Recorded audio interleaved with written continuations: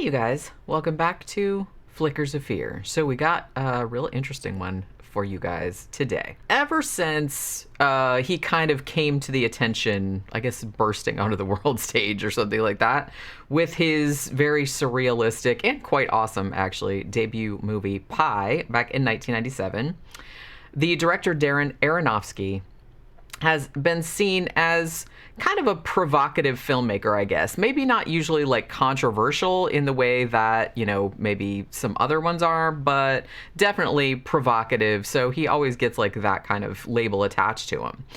But despite that, I actually don't really remember any of his movies drawing the same kind of controversy and in some cases even like very, very passionate hatred that his 2017 movie Mother did. Now, I remember hearing kind of wildly divisive opinions about this, you know, in the years since it came out, but I only just got around to watching it. I've been wanting to see it for a really long time because I really like Darren Aronofsky's movies generally, but I just, you know, didn't get around to it for whatever reason. Now, happily, that whole entire time, you know, like the 4 or so years that it's been since it came out, I was actually able to avoid any spoilers, and really, I didn't have much of an inkling what the movie was about until I sat down to watch it. I'm sure I've mentioned on this before, probably multiple times, that I really like to go into movies and books knowing as little as possible about them because I like to kind of come at them with a completely fresh perspective. I don't like to have any sort of like opinions or I just don't like to know anything about stuff like before I see it. With this movie, though, I'm not sure if that would be the best approach for everybody. I mean, I'm glad that I watched it like without knowing what it was, like going into it, but I don't know if everyone's going to have that same experience. I think it's going to kind of be up to the individual whether you want to know what you're in for going into it. I mean, because I feel like maybe some people might find the story more impactful and maybe less bewildering if they know ahead of time, kind of like what I'm going to say the allegorical framework of what they're looking at is. But then again, other people might kind of want to discover that for themselves as they're watching it. But I mean, however you choose to approach this movie, I definitely feel that, despite the rather bizarre animosity that it received, not just from audiences either. I wasn't like shocked when when a lot of people in audiences didn't like it, but even from critics. I mean, there were some critics that thought it was like the greatest thing since sliced bread, but then a lot of critics really, really seem to hate it, and I don't really get that, but okay. But this is still a movie that I thought was brilliant, and I'm going to be thinking about this thing like years from now, I guarantee it. So whether you agree with me that it's, a kind of a multi-layered masterpiece, or whether you just despised it for whatever reason because you thought it was pretentious twaddle or whatever the hell the reason was, there's absolutely no denying that Mother got people talking and obviously stirred up some pretty intense emotions. So that's kind of what great art is supposed to do, so you have to at least give it that. Now, keep in mind that to talk about this movie in any meaningful way whatsoever, I'm going to need to get into some stuff that happens in the story and talk about some of the symbolism and stuff like that, just to kind of like put it in context, make it make sense. So if you would like to be one of those people that comes to Mother completely blind, which, like I said, I'm not sure if that's the best way to go about it, because it's like on an individual thing. I'm glad that I went into it like that, but I can see how some people might not. They might want to kind of be pre-warned of what's going to happen. But so I'm going to spoil a bunch of stuff, pretty much all of it. So if you want to see it without any preconceptions or anything like that, then you might want to circle back to this review later on after you've actually seen it, so we can actually kind of have more of an in-depth discussion without worrying about spoiling it for people. Now, in my view, and again, this is all just my opinion, maybe people don't agree with me, I think that Mother can absolutely be appreciated simply on its surface level as, let's call it, a really nightmarish psychological horror film. Like the first 2/3 of it is almost a little bit like Rosemary's Baby. Like not exactly. I don't want to like oversell that too much, but it has like the same kind of vibe and the same kind of like paranoia type thing as Rosemary's Baby. So you can appreciate it on that level, and then like it just kind of gets more insane, more grotesque, more inscrutable like as the story unfolds. So you can completely appreciate it on that level, even though, like I said, it is surrealistic, and unless you kind of know what the framework is, you'll just I don't know, it'll maybe kind of seem like shit's just happening randomly. But I think you can still appreciate it just as a straightforward horror movie, just albeit one that has like a very, very strange narrative. But I'm going to say that if you're sort of tuned into all of the overlapping allegories and all of the things that all the characters represent, which, to be honest, when you're watching the movie, I don't think it's all that subtle. Like the allegories, it's not that difficult to figure out like what the characters are supposed to represent, which is actually one of the criticisms that it got, like from some of the critics, that the shit was too obvious. That didn't really bother me, but whatever. But if you get that, like it's a lot more, it gives the movie a lot more resonance and like a much larger scope, at least in my opinion, again. So at the beginning of the movie, we see a woman played by Jennifer Lawrence, who is never named, but is referred to in the credits and also on the closed captioning, because my deaf ass always has the closed captioning on. She's called Mother. So she's married to a much older man, played by Javier Bardem, and he's only referred to as him. Now, the couple apparently lives in just isolated bliss in this lovely Victorian mansion that Mother has been pretty much single-handedly restoring after the house was destroyed by a fire at some point in the past, so we don't know how long it's been. So Mother is portrayed as a very giving woman. She loves her husband so much that she basically just like works tirelessly around the clock to return his house to its former glory, like I said, after it all burned up. She also takes care of all the household chores, cooking, cleaning, laundry, all that kind of stuff without, really complaining. While him, who it is established is a poet who's been suffering from writer's block for a while, he just kind of like wanders around the halls, wanders around outside, sits in his office, and kind of like struggles to come up with a new artistic creation that maybe will restore him to his former glory, bring him the adulation that he kind of like feels he deserves. One important object in the movie, which is established very early on, is this vaguely heart-shaped crystal. Now, him keeps this on a stand in his office, and he appears to value this crystal very, very highly. He explains a bit later on that this crystal was the only thing that survived this devastating blaze that destroyed his entire past home and everything in it. There are a couple of other kind of odd things happening as well, such as Mother has, like, occasionally she seems like she's not feeling very well. So, like, she kind of, like, gets sort of dizzy and, like, kind of grabs at her midsection and stuff like that, like she's sick. And then she goes in the bathroom and takes this kind of medicine, which is, like, in an old-fashioned looking bottle. And it's, like, this yellow powder, and it sort of looks like sulfur. And, like, she puts it in a water and then, like, drinks it. So there's that. And then a few times too, like while she's working on the house, she actually like presses her hands up against the plaster, and we see what looks like kind of like a pulsing, like living heart behind the walls of the house. But other than those few like little weird things going on, Mother and him seem to be living a very quiet, very idyllic existence out here in this remote mansion. Now, into this tranquil setting, disruption soon appears, in the form of Ed Harris. Don't you hate when Ed Harris just turns up and turns your life upside down? Ed Harris's character is known only as Man. Now, at first, he claims to be a doctor, and he says, "Oh, I came to this house because somebody in town or whatever told me it was a bed and breakfast and I need a place to stay."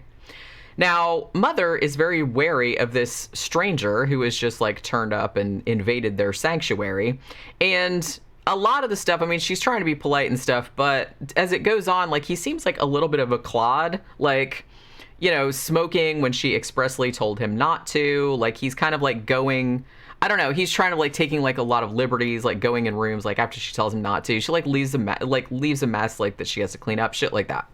So she's really not happy about this whole situation. But because him and Man seem to kind of like hit it off right away and start broing out, him invites Man to stay. So Mother just kind of tries to suck it up, and, she's like, well, I guess I got to make the best of it because him wants him around and they won't really listen to me that I don't like it. So you know what I mean? I mean, how bad could this all turn out after all? So that night, Man evidently drinks too much, and Mother gets woken up by the sound of him like retching or like throwing up. So him is in the bathroom, and Man is helping him out, like, while he's, crouching over the porcelain throne or whatever. And when Mother goes to the bathroom to see if Man is okay, she briefly sees, like, this horrible, like, bloody wound on Man's side, which him, like, just covers up real quick. The next morning, though, Man seems completely okay, says he feels wonderful, whatever.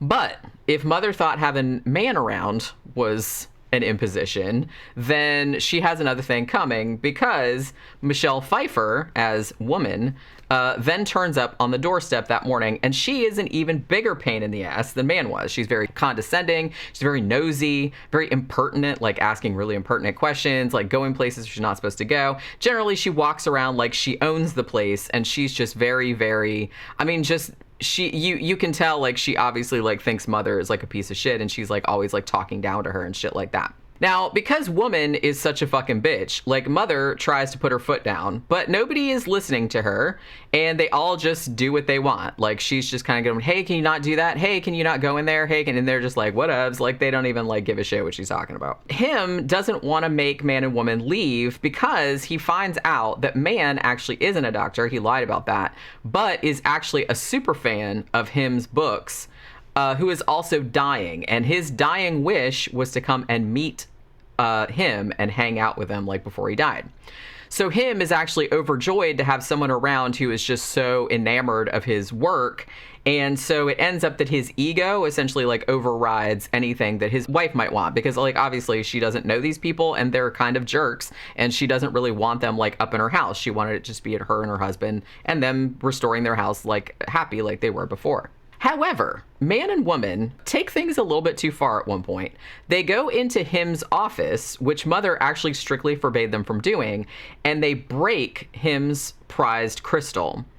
Him flips the fuck out and kicks them out and boards up his office. And Mother, actually, at this point, she's like, phew, I'm finally rid of these intrusive creeps.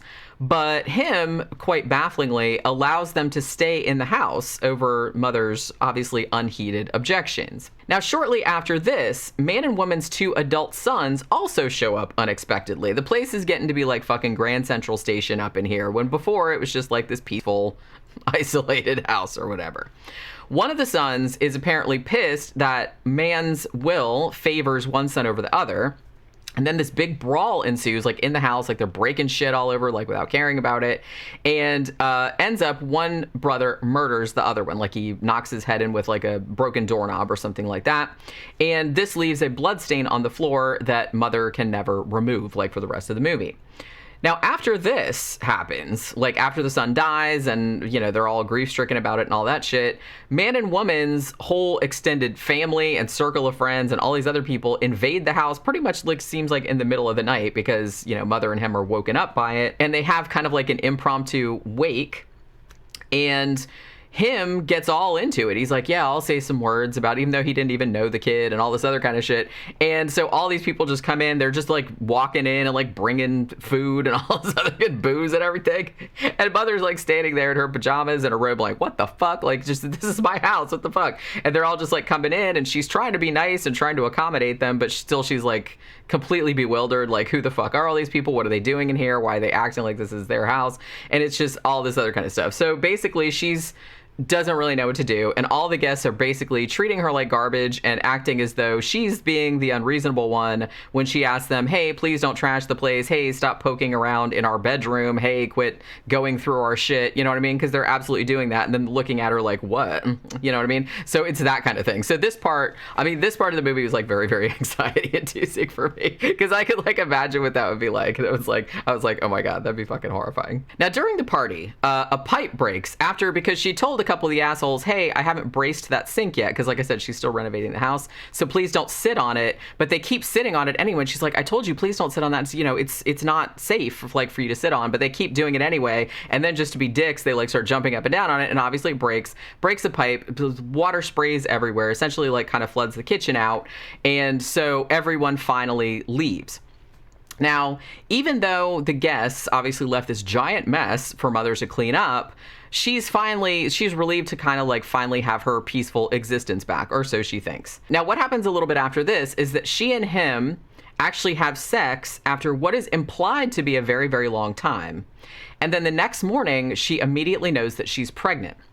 Now, inspired by this pregnancy, and as well as all of the love and appreciation of all the people that had overrun their house and were like acting like he was God's gift, he ends up writing his magnum opus, this book, which gets published to the sort of fawning accolades of fans worldwide.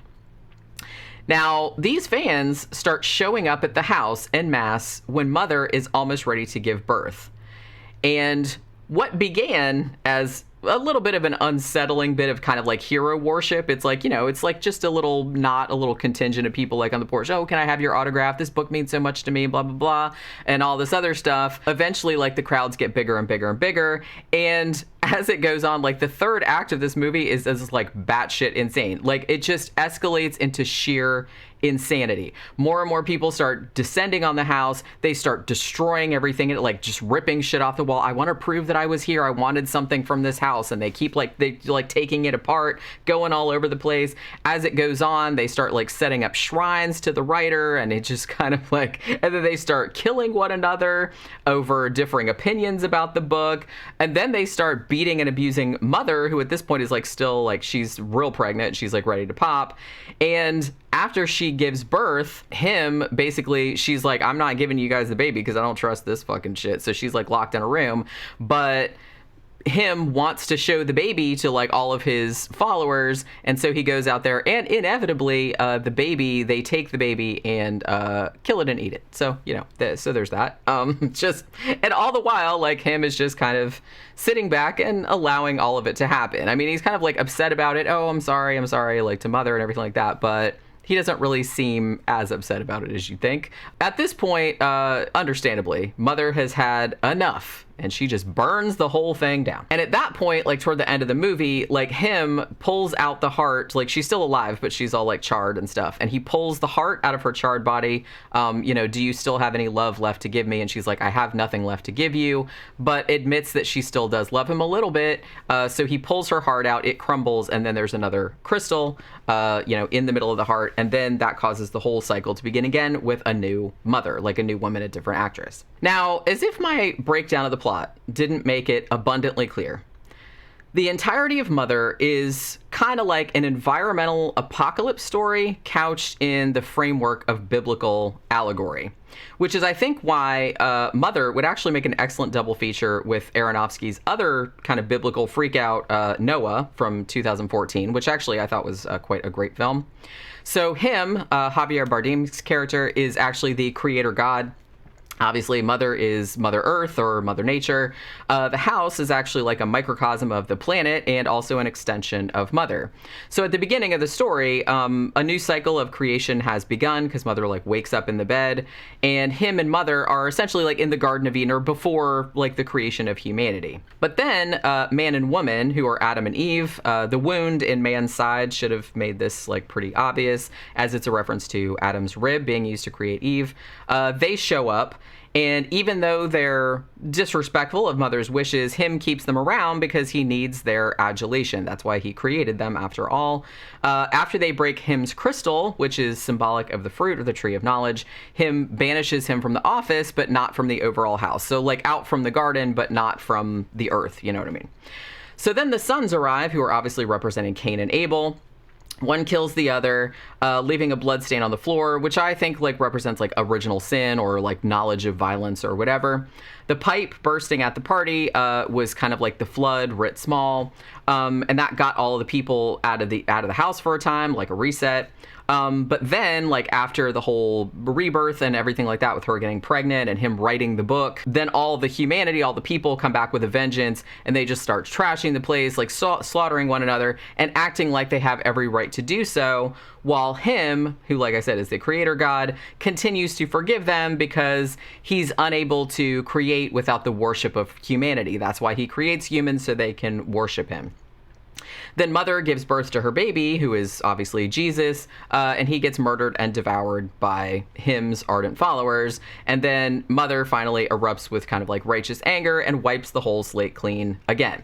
Him creates the world anew, but all the people from the last iteration are dead, and it's implied that this cycle will endlessly repeat itself, like with God trying, he's like, oh, well, back to the drawing board, gonna try it again with that one. But because he creates humans every single time as flawed because he only wants them for their worship, then it's inevitably gonna end up the same every single way because humans are imperfect and are kind of dicks. So not only is Mother actually kind of like a pretty succinct encapsulation of the Old and New Testaments, it's also a pretty cynical, I guess, examination of how humans have very short-sightedly like fucked up the environment they live in. Also, an interesting condemnation. This might have been why some Christian audiences didn't really like it, because it's kind of like an interesting condemnation of the creator God, who is actually portrayed in this movie as essentially a selfish and emotionally distant husband who never listens to his wife and doesn't really care all that much about her concerns.